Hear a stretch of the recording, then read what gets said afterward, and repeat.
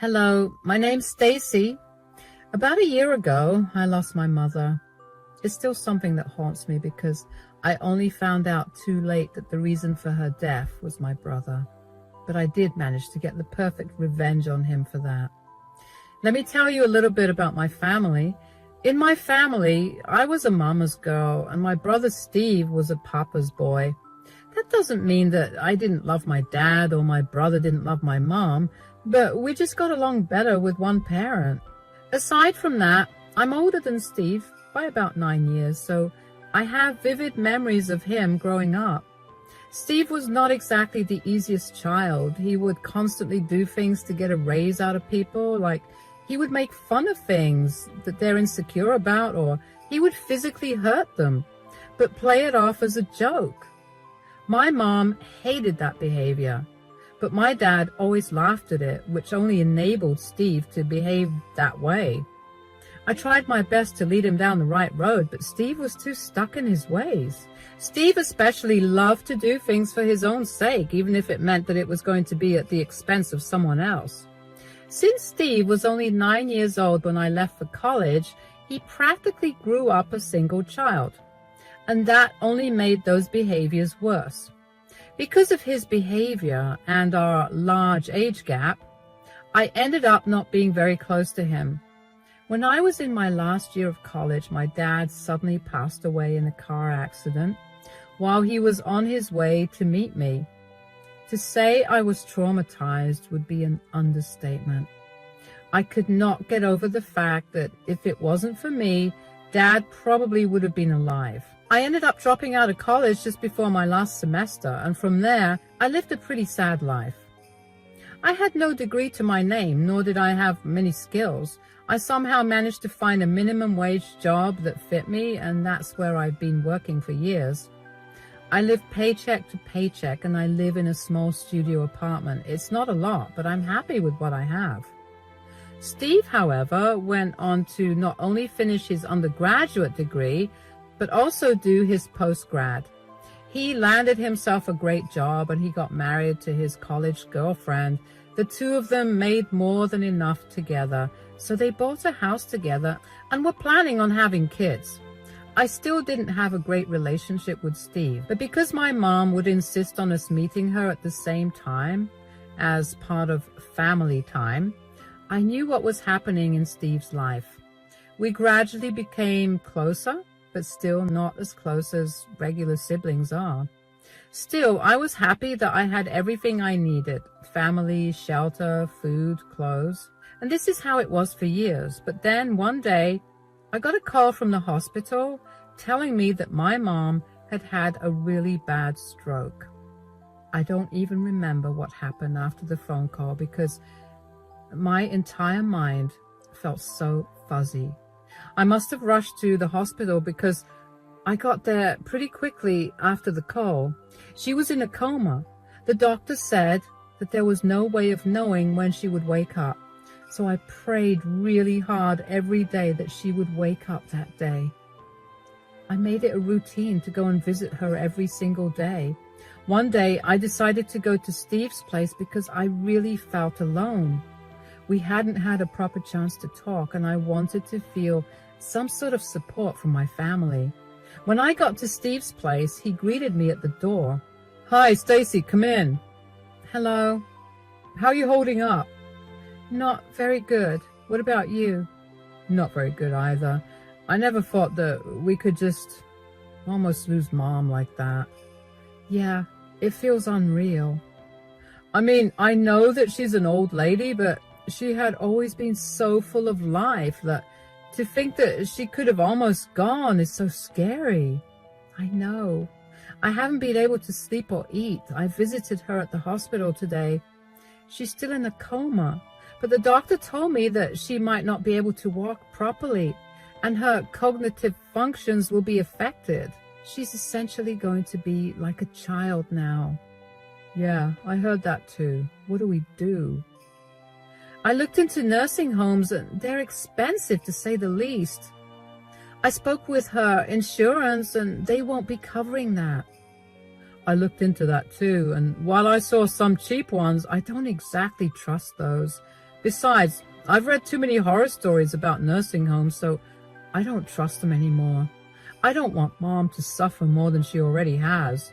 I agree. So we'll have to move her into one of our places. Well, you live in a studio apartment. I don't think you'd be able to take care of Mom there. I know. I could move, but breaking this lease would be very difficult, and I also don't have that kind of money to move. Don't worry about that. Penny and I will gladly take Mom in. We'll be her guardians and caretakers. Really? It'll be a lot of work. We could hire an at-home nurse to help. There's no need for that. She's our mother, so we have to take care of her. Yeah, you're right, but it's still going to be a lot for you. You're going to have a raise in your expenses, and aside from working, you'll be even more exhausted. Besides, Penny and I are living more than comfortably, so we'd be able to afford a lot more for Mom. We also have cameras inside the house, so it's very secure. We'll install a camera in Mom's room too, so we can always check in on her when we're not in her room. I work from home, so I'll be more than able to care for Mom. All right, then. You can take Mom in. I'll drop by every day to spend time with her. I'll help you out any way that I can. That's fine. You focus on working and saving up. I'll make sure Mom gets so well taken care of that she'll go right back to being her usual self. I hope that she'll be fine. I can't wait to see Mom smile and hear her laugh again. This was the biggest mistake I made. If I had just tried harder to convince Steve to get an in-home nurse, my mother would not have faced the fate she did. My mom woke up a week after that conversation with Steve. Her cognitive abilities were impaired and she needed constant care as a result. As decided, we moved her into Steve's place. I would visit her once or twice a week, and I would make sure to spend as much time as I could with her. This is how it was for a few months until Steve called me, sobbing hysterically. I immediately knew that something was wrong with Mom. My heart was racing like crazy as I drove over to Steve's place. When I got to his place, I took one look at his face and knew that the news he was about to give me was going to be beyond devastating. What's going on? I got here as soon as I could. Stacy, you need to brace yourself. What's happening? Please tell me. I got here as fast as I could. Is Mom okay? No. She's been getting worse. How? What's wrong with her? Her blood pressure, cholesterol, sugar levels are way too high. Nothing is bringing it down. The doctor told us that at this rate, her organs are going to shut down and she'll pass away. No. How are her levels so high? Are you not taking care of her properly? I told you to hire an at-home nurse. We have no idea why they're so high.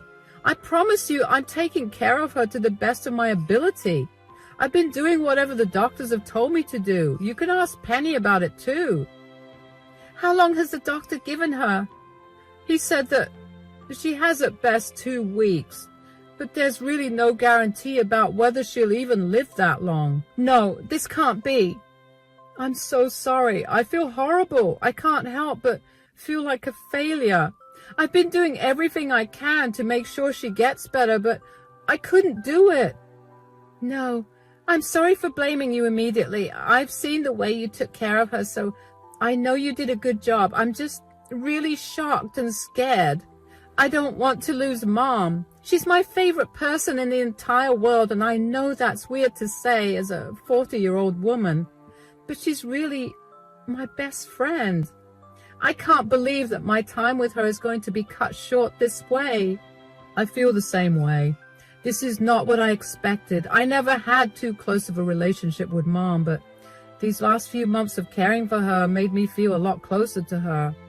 I don't want her to go either, but are we absolutely sure that there's no way for Mom to get cured? Surely there are some medicines or procedures that can be done to help her out. We could admit her back into hospital.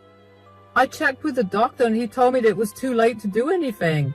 Her body's way too stressed out with the levels and her organs, have already been affected. There's nothing more to do than wait for her to go.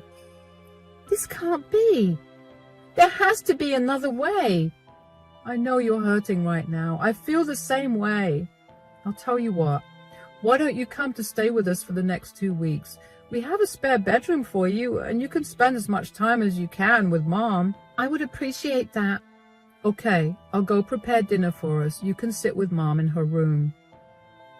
I felt so hollow when I found out that my mom was not going to be with me for long. A part of me was so mad at Steve for not hiring a professional to take care of her. He had the money to. And if he was that stingy, I would have happily worked extra hours to contribute my share for her care. Regardless, I was glad that Steve offered me his place to stay because I wanted to spend all the time I could with Mom. I knew that she was barely able to understand what was going on around her, but just knowing that I could still be of some help to her was more than enough for me. Over the next week, I managed to take off from work, but I was still open to doing minimal work. One particular day, my laptop crashed and I had an urgent email to send off. Steve wasn't home, but Penny was, so I asked her if I could borrow hers. She let me, and when I was done sending off the email, I couldn't help but notice a folder open in the taskbar. I opened it and I quickly realized that they were the recordings from the cameras in the house.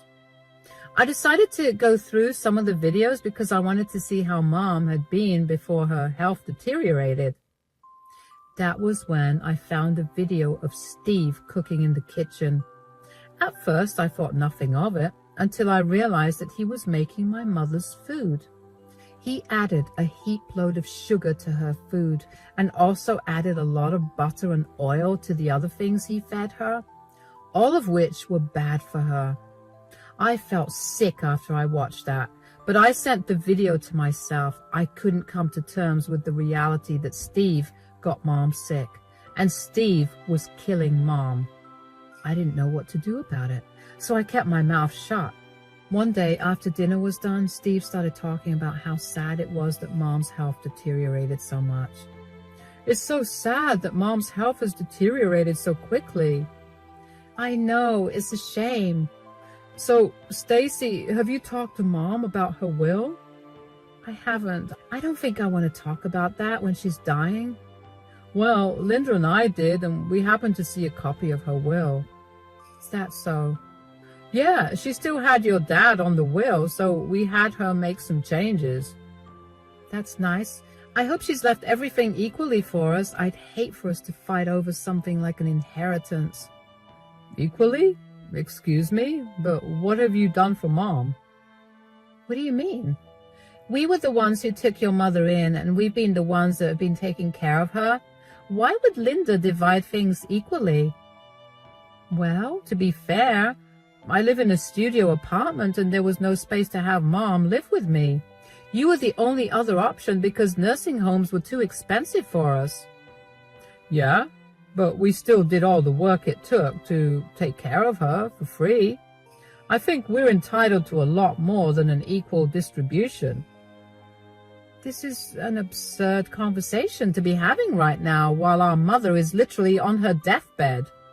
No, this is the perfect time. I don't want you accusing me of anything when you see the will. What do you mean? Did you tamper with the will? We didn't tamper with it. We just made sure that we were going to get what we really deserved. And Mom was okay with not leaving her kids with equal amounts of her assets? Yeah, I mean, there's absolutely no chance that she'll leave a single penny for you when you did nothing for her. She saw how hard we worked to take care of her, and she's going to reward us accordingly. Well, neither will you get a single penny from her because you made her sick. What are you talking about? The other day, I happened to come across a video of you making food for Mom. I saw how you loaded her food with sugar and lots of fats, which you know is deathly for her, given her heart problems and diabetes. Her organs have started shutting down because of what you did. You're lying. You have no proof of that. You're just making things up so you can do something about the will. Here, why don't you watch the video yourselves? I watched as their faces turned from anger to fear. Both of their faces paled and they were sweating so much you'd think we were in a sauna. I was glad that I finally found a way to express what I'd been feeling about what I thought, because I now had a solid plan in place for what I was going to do with the video. But before I could do anything, I wanted to hear what they had to say for themselves. As I turned my phone back to me, I set it to record because I needed as much evidence as I could get. So, do you have something to say for yourselves? How? How did you get this video? Does that really matter? Did you place cameras in our home and record us? That's a crime, you know. First of all, I did not do that. That behavior is psychotic and I don't have time for that. Secondly, this was a recording from your own cameras. And lastly, even if I did plant cameras in your house and watch you, how is that more serious of a crime than you making Mom sick to the point of her dying? So you went through our devices to get this footage. That's an invasion of our privacy. Also, we hid that footage. How did you even get access to it? I didn't purposely go through your devices. I literally happened to stumble upon it one day while I borrowed Penny's laptop for some emergency work. The hidden folder was open and I found it. You had no right to do that. And you had no right to kill my mother. We didn't kill Mom. You practically did. You made Mom so sick that now she won't be able to recover. It's just a matter of time before she's no longer with us. So what? Did you tamper with Linda's will? No, Mom hasn't been in the right state of mind to edit her will again, but I will contest the will when she passes away. I bet the judge will be shocked to see this evidence. No, you can't do that. Why can't I do that? Mom worked so hard her entire life to provide for Steve and me. You guys chose to slowly poison her all because of your greed. Please don't expose Steve. He's your brother. Please think of what this would do to his future. His future? Mom was supposed to have a longer future that you guys robbed. Who cares about his future when he killed Mom? She's not dead yet. I'll make things right, I promise. How in the world will you do that? You know what her doctor said. She has until the end of this week and then she's gone. You did this to her. Stacy, I'm sorry. I'll give you all the inheritance. Please, just keep your mouth shut about this whole thing. I'm begging you. No amount of begging will change my mind about this. I only kept silent about this because I didn't want Mom to leave us feeling upset and betrayed. If Mom had even a sliver of a chance of survival, I would have reported you immediately. After she's gone, I'm going to make your lives miserable. I will never forgive you guys for what you did, and I hope that you get punished in the worst ways possible. I got up and went into Mom's room after that. It felt good to finally let them know that I knew of what they'd done. Of course, only Steve was in the video, but from the way that Penny was defending him, I knew that she had known of his actions. What hurt most was that she was okay with what Steve had been doing. For the rest of the week, I avoided Steve and Penny. They kept trying to talk to me about changing my mind. At some point, Steve even got on his knees and told me that he would give me as much money as I wanted for me to keep my mouth shut about the video. When I refused to budge, they got angry. One night, I even caught the two of them trying to delete the video from my phone while I was asleep. I yelled at them a bunch for doing that, but I couldn't help but feel a little upset at how stupid they thought I was. That video was incriminating evidence, and there was no way I was going to store it on my phone only and not have it backed up in multiple hard drives and devices. I went back to ignoring them after that incident, and finally, they ignored me as well. They must have convinced themselves that I would not report Steve, because when Steve got arrested, about 2 weeks after my previous conversation with Steve and Penny, where I revealed that I knew what they'd done, my mother passed away in her sleep. I was glad that she had a painless death, but it did not erase the pain I felt from her leaving. Even though I hated Steve's guts, I still acted civilly with him while we planned the funeral. It was a day that was filled with lots of pain and comfort at the same time. I got to meet a lot of family that I usually didn't get to see, and I got to bond with a lot of them again, which was the only thing that got me through the funeral and the wake. I say that because I had to watch Steve cry and pretend like he loved our mother. Everyone flocked to console him, and seeing him that way, but knowing that he'd been the one to kill my mother, made me see red. And then the day of the reading of Mom's will came.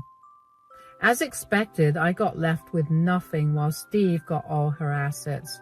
I knew that he had tampered with her will because at no point was Mom in the right state of mind to correct her will in the last few months.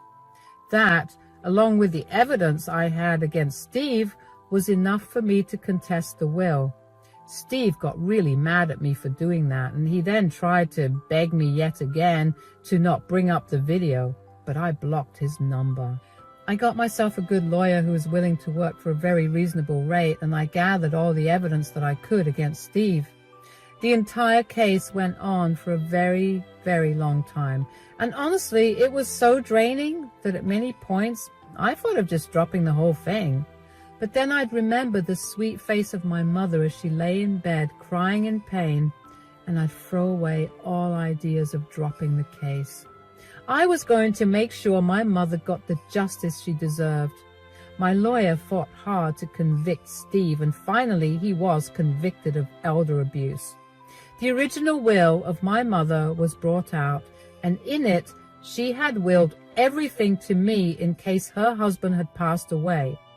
I couldn't help but feel like my mom knew that Steve was going to do something wrong, so she took precautions for that from the start. I was given the entirety of my mother's inheritance, and Steve was sentenced to 7 years in prison. I did not even care about the money from my inheritance. I only cared that Steve was going to be facing the consequences of his actions. I waited until I saw Steve exit the courtroom in handcuffs before rushing out.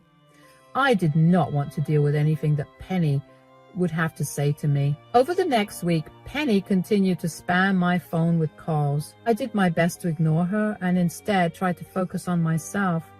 But every time I sat down to think for myself, Penny would keep calling me. One day when she called me, I was in a particularly bad mood. I decided to pick up the call and let that be the last time that I spoke to her. I knew that she was going to trigger a lot of emotions, but I figured that I might as well get it over with. What do you want? Are you finally happy now? You threw Steve in jail all because of your greed. My greed? What are you talking about? All you wanted was that inheritance. We told you we'd give you the whole thing if you just kept your stupid mouth shut. I did not care about the inheritance. Don't lie to me. I saw the way you were struggling. Any amount of money would have made your life easier. Of course you wanted that money. Did you not hear anything that I said when I was at your place that day? I showed you the video. I told you that I'd be reporting you two for elder abuse. And we told you to keep your mouth shut. We were willing to pay you whatever it took for you to not say a word. I don't care about the money. No amount of money would have healed my mother, nor will it bring her back. What you two did was beyond disgusting, and now Steve is facing the consequences of his actions. But he's your brother. Do you not care that he's going to be rotting in prison for 7 years? He poisoned my mother every single day because he wanted the money. 7 years is too short of a sentence. You're a monster. You're valuing a dead person over someone who's alive and has a long future ahead. The only reason my mom is dead is because of Steve. Stop denying it. You're lucky that he protected you. You and I both know that you're equally guilty for what you guys did to Mom. I didn't have any evidence of you hurting Mom, so that could not be proven. I hope that your life only goes downhill from here. You don't deserve any happiness. You've ruined mine and Steve's lives. Do you even know what's been happening because of your selfish actions? My family has abandoned me. The rest of your family has disowned Steve and has been blasting my phone with texts on how disgusting we are. Steve got fired, and now that he has a criminal record, it'll be extremely hard for him to get another job. I'm barely making enough to cover my expenses, and when Steve finally gets out, I won't be able to support both of us. This is all your fault. Stop blaming me for what's happening to you. You and Steve chose to hurt my mother. Neither of you cared about how she felt or the pain that she must have gone through because of your selfish desires. Whatever you're going through right now is a result and consequences of those actions. You can live in denial for as long as you want, but at some point, you're going to have to face reality. You and Steve killed my mom. Never contact me again. I don't care about either you or Steve, so I don't care about what you're going through either. Bye. I cut the call on Penny pretty quickly after that. She had some nerve to call me and yell at me for putting Steve in jail.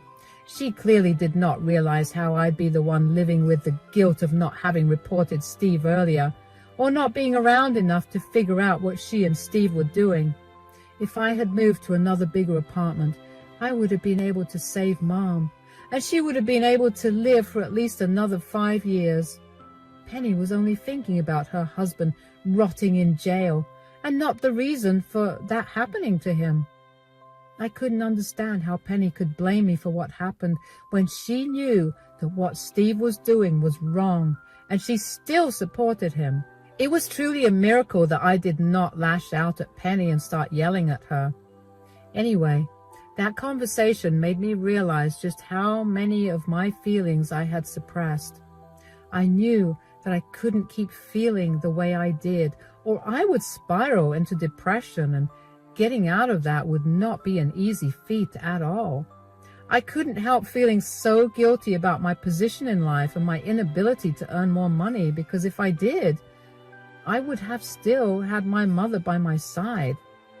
I decided to start therapy, and after a few months of it, I decided to give life another shot. I applied to a community college that allowed me to transfer my credits from years ago, and within a few months, I had graduated. I managed to land a better job, and I'm doing much better for myself. As for Penny, she's been excommunicated from her family. A lot of them reached out to me to both apologize for Penny's actions and involvement in my mom's death, and to also applaud me for putting her and Steve in their rightful places. She tried to contact me several times after we last spoke, but I didn't want to relive the past constantly, so I blocked her. I don't know how Steve is, because I was firm on not wanting to be a part of his calling list. The rest of our family also did not want to be in touch with him. As a result, none of us really knows how he's doing. Whatever it is, I'm sure it can't be good. I know that I'm in a better place now, and although my mother's death still saddens and hurts me, I've learned to accept that there was not much I could do for her given my situation. I'm just glad that she got to leave before she saw what happened to Steve. It'll be a long while before I get used to not having Mom around, but after seeing my progress right now, I know I'll get there for sure. Thank you for listening to my story.